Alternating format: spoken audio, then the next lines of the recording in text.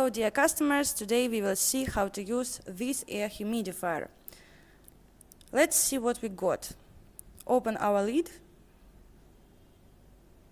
We have some user manual, power cord and measuring cup.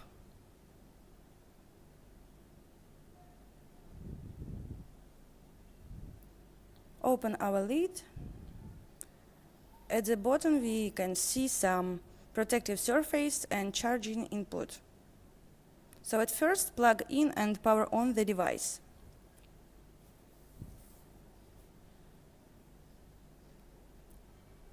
We add some water and you can add 2 or 4 drops of essential oil in it if you want.